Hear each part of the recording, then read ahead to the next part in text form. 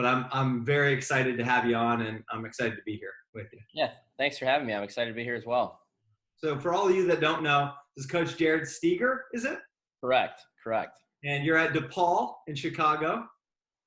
How long have you been at DePaul? And if you don't mind, give us a little bit of background. Yeah, absolutely. So this is my second full season at DePaul University as the men's assistant golf coach. My background is playing. I've been a player my whole life, played at the high school level, went on to play Division I golf, and then decided to pursue golf professionally as a playing career. And I played on and off for about 7 years before I got some injuries that set me back. And I had some status on the PGA Tour Canada, Latino America, played a couple web events. So I got to a pretty high level, but with some injuries that kind of set me back. I've always been in the coaching world and, just felt as a player, I could bring that experience and knowledge to the younger divisions. So, whether it's high school, college, or professional, too, just having that experience and the knowledge that I had playing at a pretty high level can only further these guys. So I'm just excited to, share my experiences, my knowledges to these kids and just hopefully become better players. So it sounds like you've dipped your hands in quite a few buckets early on. Absolutely, yeah. You're a junior player yourself. You're a college golfer yourself. You played even in the professional world yourself. Correct. And now, are you coaching on the side as well?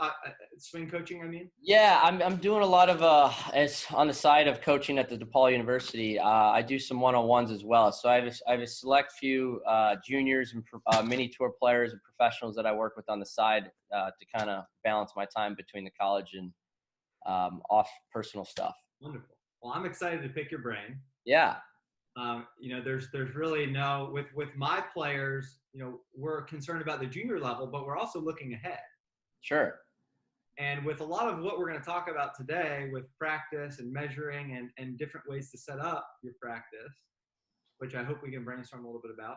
Absolutely. Benefit the younger guys as well, because if they don't have that set in place yet, that should be, in my opinion, that should be something they're looking for.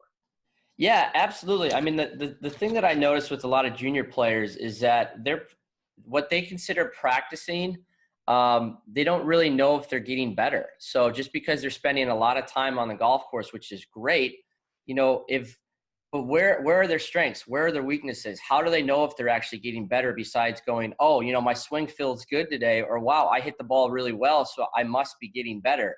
When I've heard so many players come off the golf course and go, man, I hit it so good and I just putted horrible.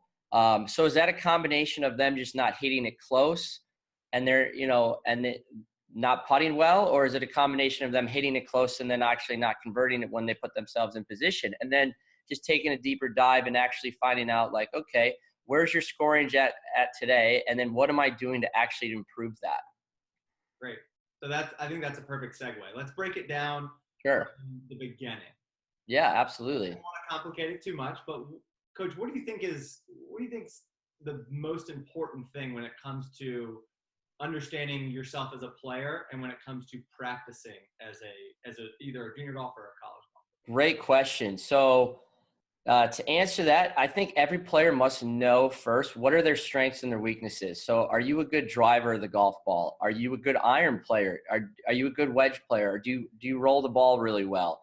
Once you understand that, you can really start to dive into, okay, where am I spending most of my time practicing? Because as players, we tend to fall into stuff that we're good at. So if you're a good driver of the golf ball, you'll tend to spend a lot of time driving, hitting a lot of drivers. So you're not really maximizing your practice because you're just doing the things that you're already good at. So, and then where are you drawing the line with your practice and saying, okay, these are the areas that I need to work on, because if my goal is to shoot lower scores, I need to spend more time where I'm not efficient at or effectively at. So I think that brings up the whole strengths and weaknesses debate. Okay. There's a couple ways we could go with this. We could try to understand how you figure that out in the first place. Sure. Or we could also ask the other question of, what should I be practicing more? Where should I place my focus in practice? Absolutely. So what I do with more serious golfers, and when I'm talking about that, kids that are playing at a high school level or playing in competitive tournaments, or college players at all levels, whether it's Division I, Division III, or just playing at a higher level, the first thing I do with my students is that I run them through an assessment, and I'm basically running players through testing them from 3 feet all the way up to driver distance. And then based off of their results, it gives me an idea of where they're really good, where they're, not as efficient as they should be, or they're really kind of, oh my gosh, what I thought I'm really good at, I'm really not that good at. And that just kind of gives me a blueprint of, okay, how am I going to structure their practice? And then give them the education of like, look, here's where you're at today based off your results. And then here's how we're improve that. Sure. So giving them an idea of where they are, I think is sure. Have you seen many cases there where what they thought and what was reality was very different? Many times. People's perspective in college, they always think they either hit it farther or they need to hit it closer than they actually do. Sure.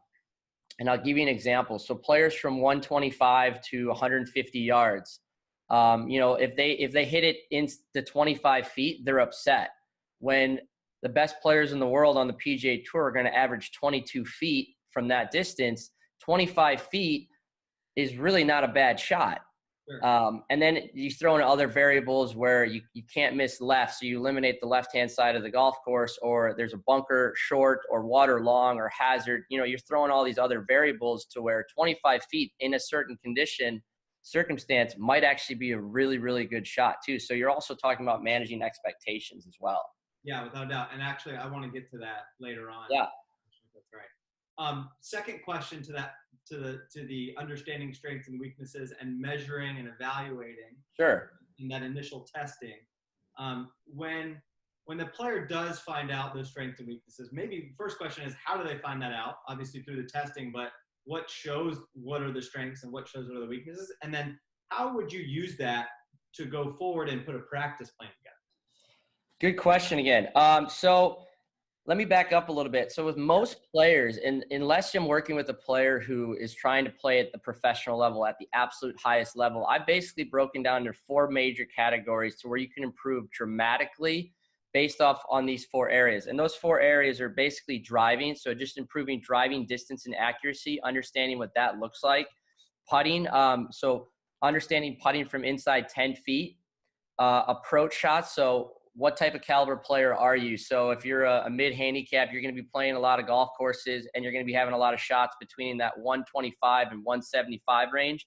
And then wedge play, so inside 30 yards and in. Those are pretty much the 4 main categories that I've identified that players just don't spend enough time with, and then don't practice effectively. So right off the bat, let's just start with driving. Sure. You asked how do I improve that in a practice plan. So if I'm having a player who is just hitting the ball right, left, very inconsistent. So the first thing we might look at is center of strike. So are they getting consistent strikes on the golf club? So are they basically hitting it solid? So once we get a player developed on the skill set of them being able to consistently repeat good ball contact, then we can start to incorporate some challenges. Because if I just throw a player who is maybe at a lower skill set and throw them in, okay, say, hey, you got 10 balls. The goal is to hit 7 out of 10 inside this fairway that we've created. Their skill set isn't quite there yet. So that might be an unrealistic challenge to just throw them in the deep end. So if you had a player that was a little bit more competitive and, their ball flight might be right to left, I might set up some training drills where I'll have a fairway and I'll set a certain width, and they might have to hit X amount of balls with the intended ball flight that lands in the target line. And then every time that they don't accomplish that goal, there might be a consequence, or they might have to go do something else in order for them to come back and repeat the task. Okay, so I heard variability there. Absolutely. I heard not only the boundary constraint, but also the constraint. Absolutely. And again, every player is different. So depending on their skill set and their skill level, I'm going to adapt accordingly. Again, if I'm working with a high level tour player, I'm going to make it very challenging and very difficult for them versus maybe a junior player. I might just say, I might start it real small and just say, can we get that ball airborne and forward consistently? Cool. Could you give me an example of like an elite level, maybe one of your college players that's done really well, or even a Yeah, absolutely. So with the player, one of our players who gives you an idea, his club head speed's around 118, very, very high player, and he hates to see the ball go right to left off the tee. So for an example, what we might do for him, if he wants to really improve his driving accuracy and shot shaping, so we'll set a fairway up, and I might give him 30 yards wide, and his goal is to hit 5 balls that have to fade in towards that fairway. But in between each ball, I'm going to have him do a different task. So he might hit a drive, and he's got to hit a little fade. And if he draws it, he might have to go make 15 3-footers, something that he hates to do in order for him to come back. If he accomplishes the goal the first time, then he can move on to the second shot. But then I'm going to give him something else to do. So I might have him go hit a bunker shot and then come back and say, all right. And the goal is to hit 5 consecutively with the fade in between that target. And then in order to accomplish the task, then we can move on to the next phase of training. Sure. So it sounds like, tell me if I'm right or wrong here in hearing this, it sounds like there's a level of difficulty or a benchmark that is set. Correct. Before the practice starts, which if you juniors aren't doing that out there, you probably need to be. For sure. Today. And also and I think it's a technical term that I'm gonna take a stab at. Is it interleaving? Absolutely. Yeah. It's just creating spacing in between your training. So in between shots, you're going to hit one shot, and then you might walk away to a different target. You might hit another shot. You might do another task because you're going to completely forget what you just did, because we've learned with learning that you got to recall what you just did in order to accomplish the task. And to reiterate what you talked about, like skill set, what we talk about a lot with my players too is like a chart where you got a learning curve and a level of difficulty. So I'll give you an example. If you're hitting a 6-inch putt, the level of difficulty is very low. Therefore, the learning is not very high. Gotcha. So what I try to find is that learning sweet spot with players. Okay, I try to challenge them just enough so that their learning is also very high. So they're maximizing their performance and they're maximizing their training. Because I can give a player a task that's super, super difficult, but their skill set might not match that, which means it's too hard for them. And then they might get defeated because they just haven't developed that skill set yet. And that's a problem that I run into with a lot of players is that, oh, I'm going to go do this really hard drill. And it is too hard for them. And then they end up giving up, and then they go, well, it's not worth it. Sure. So how do you find that, I think this is also another technical term, but challenge point? How do you find what's too easy, what's too hard? Is that Absolutely. So again, I revert back to the testing. I revert back to the player and their social skills as well. How much do they embrace the training? So if I'm dealing with a high level player and the goal, I might set a goal at 5 golf balls trying to hit it into the fairway. If I see the player struggling mentally, so maybe it's taking too much time on them, I might cut that task down to 3 balls. Or I might put a time constraint on it as well. So again, there's a lot of feedback that I'm getting from the player because every player is different. It's not just to say, hey, if you can do this, this is your type of level of training. If you can do this, it's that. It's different with every player and different day-to-day situations. Another question for you. So the guys at DePaul and your students outside of DePaul, they have the luxury of having a coach with them at all times. Correct. Or if not at all times, they at least have a watchful eye on them. There's someone they can reach out to. Yeah, absolutely. If a player didn't have it, let's say a junior player. For sure.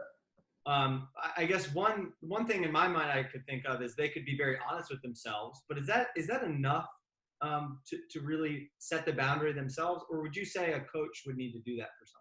That's a great question. Again, to be honest with that, I think it depends on the level of maturity of the player. But again, to talk about what you said, I would just start out as a baseline, and I'll give you an example of that. So for a junior player who, let's just say, wants to improve their putting, I would start a task of, okay, how many 3-footers in a row can you make randomly? So what that means is you might go to a golf course and go to a green and set tees up at 3 or 4 different holes, and you're just going to go down each hole and hit a 3-footer, but it's going to be a different putt every single time, and see how many you can make in a row. Yeah. You're going to find that, and you might do that 3 or 4 times to get an idea of kind of what your threshold is. You might see a player never miss. You might see a player constantly miss at that 12 or 15 foot. And then, based off of their average, set a goal. So if a player does it 3 times and they miss 10 times, well, let's start at a goal of just making 10 in a row. And is it more mental or is it more physical at that point? Is it the pressure that starts to get up to where it's like, oh, I've just made 9 in a row. I'm starting to feel a little nervous, because we've also noticed that when the mental side kicks in, that affects motor pattern. So if you're mentally starting to feel pressure and anxiety, that's going to change the feeling in your hands, which then is going to change the way you swing, which then changes the way the club hits the ball. Yeah, without a doubt. Again, I'm taking it to another level, but again, it's just for a player who might not have access to a golf coach, just start simple. If they really want to improve putting, start with 3-footers. You'll be amazed at how difficult that drill is right off the bat. And players would be like, oh, I've never missed a 3-footer. And, I've had players even at the highest level, miss them. And more times than not, it's more mental than it is physical. Sure. That makes a lot of sense. So they're very correlated. And depending on, just to recap, depending on their maturity level, social skills, and where they're at and being honest with themselves in their practice, you could probably say that a player could benchmark their own practice. Oh, absolutely. And, again, it's just like anything else you do. You constantly, you assess and then you reevaluate. You set a goal, and then you're always reevaluating to say, okay, am I really getting better? Am I practicing as much as I said I was going to practice? Am I doing the things that my plan that we put into play? And then the results should carry over. This might be a tough question, Coach, but kind of transitioning here. What do you see more out of your better players? And then what do you see more out of the players that maybe don't get it quite right away? I think right off the bat is mental discipline. So they understand, they embrace the challenges. They embrace the difficulty of training. They know it's going to be tough. They know it's going to be intense. They know it's going to be frustrating during practice. And they embrace it. And the better players are disciplined. And I'll give you an example. At our indoor facility, we have 2 floors. And one of our players that I'm working with is that if he doesn't accomplish the task at hand, he's got to walk upstairs a whole flight of stairs in order to go to the other training room to complete another task in order he can come back down. And it absolutely drives him insane. So we're trying to incorporate that, game-like environment on the golf course. Is that, I ask players all the time, do you feel frustrated on the golf course? And they're like, all the time. Do you feel anxiety? I'm like, yes. Do you feel stress? I'm like, well, what's your training like? Do you notice that you're putting pressure on yourself in practice? And they go, sometimes I do, sometimes I don't. But to answer your question, with the better players, they bring that intensity to practice. Sure. So on the flip side of that, would it be trying to stay in your comfort bubble, not really going out beyond your boundaries and not making it as game-like as a player probably should? Correct. And again, that's just, we're all guilty of it too. It's like when you warm up on the range, everyone knows like, oh, what they're good at. And that's what they tend to either warm up with or just keep hitting. Yeah, let's talk about that. So the strengths and weaknesses debate, right? Once we assess, once we understand, and that's a whole nother gamut in itself, but once we have the facts of understanding our game, not how would we practice, but the balance of practice. Can you talk about the balance between strength and weaknesses, and also what you see with good players? Absolutely. Again, depending on the level of the player's skill set and what their goals are. So if I'm working with a high level player, and their goal is to, decrease their scoring average by a half a shot or a shot in order for them to, be All-American or average under par, so what we're really looking at is, okay, where are their strengths, where are their weaknesses? And more times than not, what I've seen with the better player, it's within, the scoring zone, which is in between that 125 and in. You look at the players on the PGA Tour who wins the last tournament, it really comes down to who's making the most putts. They say a lot in the tournaments, oh, this player is 15 for 15 inside 15 feet. and you're like sitting there and you're going, this guy hasn't missed all week from 15 feet and in. And at that level, because everyone hits it pretty good, everyone hits it pretty far, everyone hits it pretty close proximity to the hole. Yeah. But again, like putting, it usually comes down to a putting contest at the end. Who's the leader on the leaderboard? Yeah, without a doubt. What about when it comes to, so I'll give you an example. I'll use myself.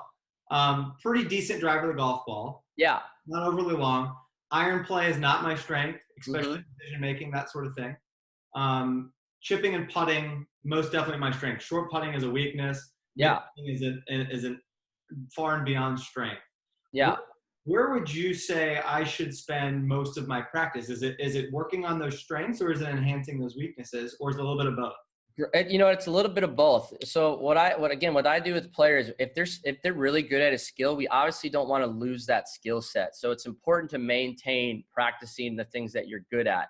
Again, it comes back to the discipline of, okay, how good do you want to be? If you're not efficient, or if you really want to improve as a golfer, well, you need to spend more time in the areas that you're weak at. And then then it's really breaking down, identifying, okay, are you not practicing effectively? So maybe you're just swinging shots or hitting shots just to go through the motions. Are you actually working on trying to hit a specific shot shape? Or are you trying to hit at a specific distance? And again, we come up with a training program to help you incorporate that with your overall practice while continuing to maximize what you're good at already. Sounds like adding a lot of intention in planning. I mean, planning's absolutely, that's a huge part of training. Again, just like with a business, you have a plan to improve your business, and then you reevaluate at the end of the quarter and say, okay, are we actually hitting those goals? Are we hitting those benchmarks? Are we actually improving as a team? Where do we need to spend more time? Do we need to look at the plan? Are we not executing the plan? Or are we just not being as effective as we could be? And again, it's different levels with every player, but a player such as yourself, who might be more classified as a recreational and a little, more of a fun golfer versus, I'm going to go try and make this my living. Again, you probably go to the golf course, you throw down a bucket of balls, you hit a few shots, and you go, well, I'm either hitting it good today or I'm not. And that kind of dictates, well, I'm going to either play well or I'm going to play bad today. Mm-hmm. Maybe not, but more times than not, you live or die by, wow, I'm hitting it good, so I'm going to play good today, or I'm not hitting it good, so I'm going to change it. Mm-hmm. But you really don't know what you're changing or why you're changing it. You're just going, well, it's not working now, so I must be doing something wrong. Yeah. And that's something that I typically hear from, a lot of my juniors, and I'm not going to call anyone out, but there's been a few instances where, I find that my guys, actually, if I am generalizing, I find that my guys are quicker to jump to change and not stick with what they're doing. Or 100%. And that we might reverse engineer that and say, well, they didn't know what they should be doing in the first place. So it could be a combination of the two. It could be either one. I don't know. It really just depends on the player. I would have to assume. Yeah, and kind of revert back to the 4 areas that I've identified with mostly junior players and high school players and college players. If you improve just in these 4 areas, so if you learn to drive it straighter, if you learn to hit it a little bit closer to the hole, and if you putt better from just inside 10 feet, and what that means is, okay, not 3 putting from 10 feet, it's making every putt inside 3 feet. If I just can improve my 5 to 10 foot putts, 10%, I'm going to shoot better automatically. And we also know that that's where we spend most of our time as a recreational golfers, on the greens and inside that scoring area. Yeah. But we don't tend to practice it because, one, it's really not as fun as hitting golf balls on the range. Yeah. So assess, identify, implement your plan, stick with that plan, and then realize that there's going to be obstacles, there's going to be setbacks. Absolutely. You have to overcome. I loved what you said earlier. I use it all the time. I say embrace challenge. Yeah. I think I got that one from a psychologist outside of Hilton Head, Matt Cucaro. His name was escaping there for a minute. But embrace challenge and settle into the chaos. He had his players write SIC on the balls before they go out. I love it. Be comfortable being uncomfortable, because that's what golf and tournament play is all about. I mean, how many times every player on that first tee can relate to, man, my heart's racing. I'm nervous, I'm excited at the same time. I just want to hit a good shot. They're focusing on all the wrong things in order to accomplish the task that they've been training for. Right. But if we can incorporate training and implement some of that pressure and identify, hey, here's your strengths, here are your weaknesses, mentally it should take off that anxiety and stress. And that's a whole nother conversation as well as what we work with our players. But I'll give you an example too with a high level player. Like, to make it so difficult for him is that his heart rate tends to get up when he's under par a lot. So what we've done is we've actually brought a recover bike into the training station, put a heart rate monitor on, get his heart rate up, so that simulates that first tee nerve, so that he has to hit a shot within a certain time frame and learn to bring his heart rate down in order for him to execute the shot that he wants. And again, I can't do that with every player because some people just don't embrace that challenge and that intensity. But there's a reason why I believe that, he's embracing challenge. He's embracing new challenges, to why he's performing at a higher level more consistently. Talk about pushing yourself in practice. That's not only on the mental side of things, that's literally on the physical side of things as well. Absolutely. I mean, golf people don't talk enough about how physical the sport is. I mean, these players in college golf are walking 10, 12 miles a day. Yeah. And you might be in 85-degree heat. I mean, how many times do guys go spend 10, 12 hours a day in that heat practicing? And I'm not saying they need to do that. But again, I'm a firm believer in you play how you practice how you play. Yeah. And again, I love it. Depending on what type of player you are, you got to match that personality with their skill set. That's interesting. And I don't want to go too far down that bunny hole there, but that's something I hadn't heard from you yet. And that's something to take into account. That's really Absolutely. Awesome. We may have already talked about it, but I wanted to ask you, what are you stressing at practice, maybe at DePaul, maybe with some of your better players? What are you stressing to those guys? And we can even eventually want to talk about the expectations part of things. Because I believe that understanding the numbers is a big part of it. Maybe not every number, but some. Yeah, absolutely. What are you stressing in practice with your guys that we haven't talked about yet? And then, if you wouldn't mind, lead us into the expectations of. Yeah, the thing that I stress a lot is process. Find your success strategy. Find when you're swinging well, when you're playing well, when you hit the shots that you know how to hit and you want how to hit. What are you doing mentally? What are you doing physically that is allowing you to do that? So more times than not, I haven't met a player yet, when they're hitting their best shot, they go, I'm upset, I'm unhappy, I'm high stress, a lot of anxiety. I've never heard a player ever say that. So when players are, I call it in the bubble. Like when they're balanced, when they're having fun, they're relaxed, they're clear with their decision making, their demeanor changes, their execution goes up. They're not worried about, oh my God, don't hit it right or water left. When I notice they're in that bubble, in the zone, people call it, I really pick their brains. I have them stop and I go, okay, what are you focusing on there? What is your process that's allowing you to execute that golf shot? And that's something that I can't stress enough, because they're already a pretty skilled high-level golfer. What makes them not hit the shot that they want? Pressure, anxiety, tension. Oh my God, I got to make this putt, to internal pressure where if I make this, I'm gonna shoot my lowest score, or I'm not gonna be the last place person on my team, or I don't want to embarrass myself. Those are things that you have no control over that affect us mentally, which then affects our performance. So to answer your question, I focus on the process, because everyone's success strategy, everything what they do, their steps in order to hit the shot is different for everybody. You just got to bring that out. Yeah, and it's similar, I think, to what you're doing in practice already, is identifying that. You're just doing it from a social and emotional standpoint. Correct. And, by creating challenges, it forces them to, to stick to the process in order for them to accomplish the goal. And maybe bring some of those emotions out in training that you wouldn't normally see, right?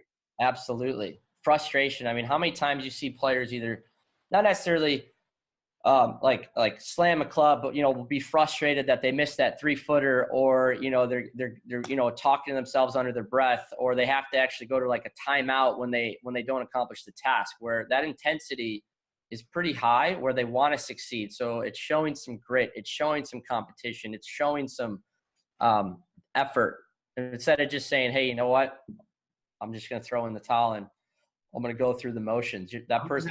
I'm gonna have to try that. I'm gonna have to try to implement that to my practice, even though I'm a fun, more recreational player. And there's nothing, but there's different levels of it too. You for a guy like you, Yep. and not to get off topic, you might say, okay, I'm going to hit 3 balls any way I want. And then this next ball, I'm going to hit with the driver and I'm going to hit a draw. And if I don't, I got to go back to those 3 balls again and hit, and then just make it fun like that.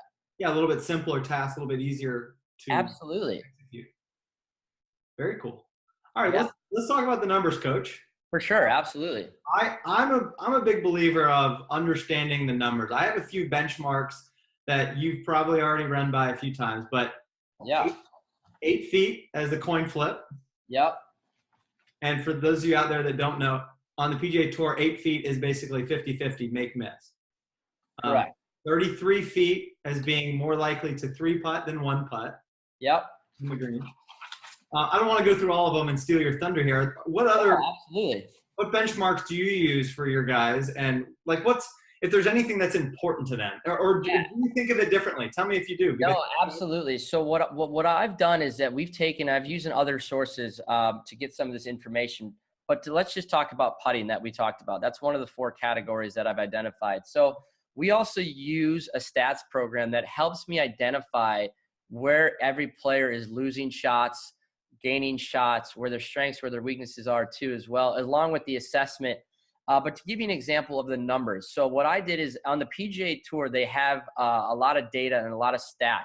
And I basically went through and looked at, okay, who is the strokes gain leader for putting, proximity to the hole at certain distances, and let's just use 4 to 8 feet for an example. So the best player in the world last year was Justin Rose from 4 to 8 feet, and he averaged 78% from 4 to 8 feet.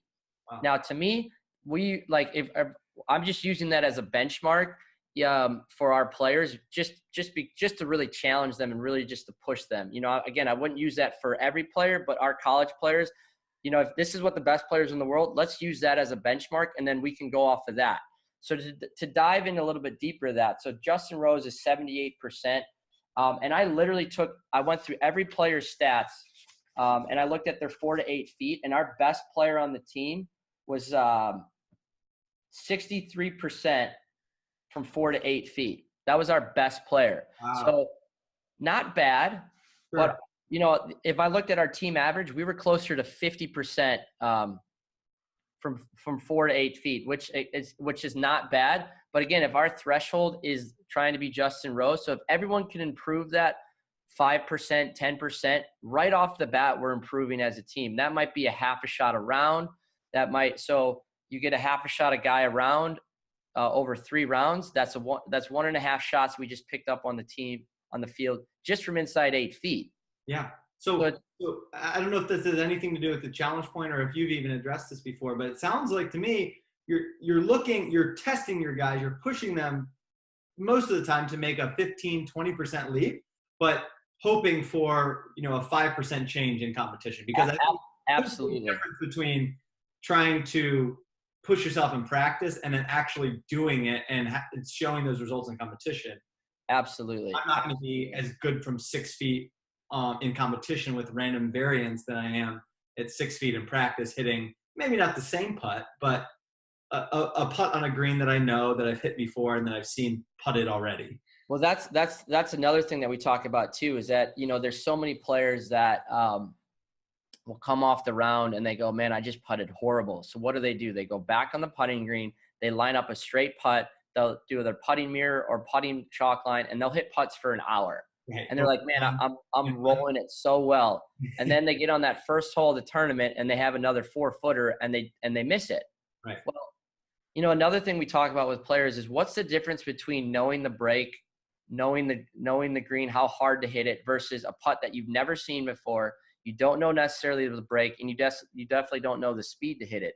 That's another aspect, but that's why we incorporate random. And I give them a challenge. Okay, once I figure out what they are from 4 to 8 feet from a straight, I might throw in some variability with breaking putts or a putt that you've never seen. I try to get that threshold up and challenge them again, because when you look at Justin Rose, who's averaging almost 80% from 4 to 8 feet, that's the most intense, stressful environments. So Masters, Right. FedEx Cups, PGA Tour tournaments versus, they're playing at their local country club, and they're playing in a club match where it's 12 o'clock.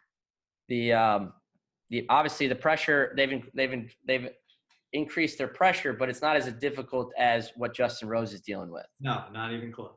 So No. And again, like you said, reverts back to the numbers. So if I can improve everyone's 4 to 8 feet just a little bit, we're gonna knock our scoring average down as a team without even talking about bad shots they've hit in the hazard or bad decisions on the golf course. It's just improving 4 to 8 feet as a team dramatically. We're gaining huge strokes to the field. Without a doubt. And having 4 guys that you have to count, although you're traveling 5 to a tournament, Right. more if you have an individual, that's coming full circle as a team. That's even, and it sounds like you guys have identified at DePaul that's an area for improvement and an area that, has a lot of margin to improve. So there's a lot of it's very easy to improve, and I'll give you an example. So one of our tournaments we played in, we finished towards the bottom of the pack, like 10th out of 13th or something like that. And I went back and I looked at all of our players' stats, and just from 4 to 8 feet, we putted as a team like 35% from 4 to 8 feet. So what I looked at is I calculated it. If we just putted our team average of 55%, we would have improved 23 shots as a team, which we would have went from 10th to 2nd. So I want to make a point, and the point I want to make is this: if you're not measuring, do you really know? And I want to question the junior golfers watching out there, because a lot of us, myself included, I don't want to single anybody out here, myself included, I don't think we measure well enough. I would 100% agree with that. Whether it's stat keeping or measuring in practice, right? Absolutely. I mean, I'm a huge believer. Again, when I was thinking back to my playing career, I always thought that I needed to hit it farther in order for me to compete more. Well, what I learned is if I hit it farther, my accuracy went down, which then my proximity to the hole wasn't as close. So then my scoring average wasn't really going anywhere. Wow. And for someone who's trying to play that as a living, I got so obsessed and convinced myself that I needed to hit it farther because I was playing with guys that were out driving me by 30 yards. But, sometimes I'd beat them because I knew my strengths and my weaknesses, and I played to them. I was a really good iron player, and I was a really good wedge player and a really good putter. And, just to kind of piggyback off this, my coach at the time goes, "What are you going to do to beat Rory McIlroy when he was #1 player in the world?" And I sat there and I was like, where's he going with this? Right. But he said, I'm never, ever going to outdrive him. He's always going to hit it farther. He's always going to hit it straighter. So I'm not going to spend any more time there. What I can beat Rory at is be the best player from inside 150 yards and in. So I can physically hit it closer. I can do it more consistently. I can putt better than him. And, that was a light switch to me that just changed my whole direction on practice where, I really dedicated my time to chipping, putting, wedge play to where I didn't have to drive it perfectly because I can make it up in other areas of the game. So where you may have been, tell me if I'm right here, but where you may have been assuming I have to hit it farther, these guys are out driving by 30. Yeah. When you really assessed and sat down and thought about it with your coach, it sounds like it would have been easy to change and jump to that conclusion, and you may have done it a little bit early. Yeah. But really sitting down and analyzing and measuring, you figured out that it's quite the opposite. That's not where you're going to gain the advantage. You're going to gain the advantage by enhancing where you're already good and even getting better, 125 and in, like you said. 100%. And that's where every player can relate to, because every golfer is going to hit a shot inside 125 yards. That's the difference, right? We're always judging. We're always comparing ourselves. But 100%. And I look at this all the time when I talk with my players. I mean, you look at Jordan Spieth, right? And you look at Dustin Johnson. You can't say that Jordan Spieth is a better athlete. He can, than Dustin Johnson. Dustin Johnson swings it faster, hits it straighter, hits it farther. can overpower golf courses, right? So, but why doesn't he have as many majors as Jordan Spieth? You know, and I talk to players a lot this about, and it comes back to the process. And he understands that his game, when he executes his game plan and he does it well, nobody's going to beat him. He knows at the time in 2015, he was the best putter in the world from outside 20 feet. So he just put together a plan. And he doesn't care if he's hitting a 7-iron from 150 and Dustin Johnson's hitting a wedge. He also knows that proximity to the hole, if he executes that 7-iron, it's going to be right around 20 feet. And he knows that if he puts himself in position more times than other players, he's going to win. He's got 3 majors. Jason Day's got 1. Dustin Johnson's got 1. And it's like, you know, when you look at the best players in the world, what are they doing? They're trying to get an edge on the best players in the world. And the more I've talked to and the more I've seen players, it's measured practice. Because if you're not measuring, you don't know if you're getting better. And here's a really interesting thing too. When you look at scoring averages on the PGA Tour, and I have it here somewhere, where scoring averages are marked, you know, the 10th, 100th, and 1000th of a score, right? But golf's measured in full shots. So when you're trying to really gain a half a shot, and here's what I mean. 125 on the money list, which is basically FedEx Cup, is averaging 70.807. Okay. So that player is basically on that 123 to 127 on the FedEx Cup. And if they lowered their scoring average by a half a shot, that equivalates to maybe $500,000 more dollars. And instead of 123 on the money list, they're going to be top 100.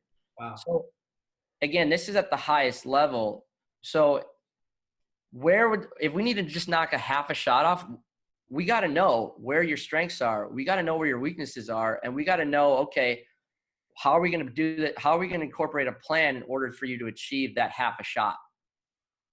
And to me, that's really interesting. So there you have it, ladies and gentlemen. Yeah. Coach Stegs, as they call him. Yeah. I think that, and Coach, thanks so much for coming on today. Absolutely. It was spectacular. We'll have to do it again. Absolutely. But what I think the biggest takeaway that I had, and I'd love for you guys to comment below what your takeaways were. But the biggest takeaway I have is that you can think that this is one mold, this is one measurement that everyone can do. And it is. I think that is true. But at the same time, everything has to be personalized to you to shoot your lowest scores. And there's an emotional and social component to it that I didn't even think about before today. Absolutely. Would you, Coach, I'll let you give the juniors out there and maybe everyone else watching one last word of wisdom before we go here. What would your advice be to those looking to enhance their practice and become better players?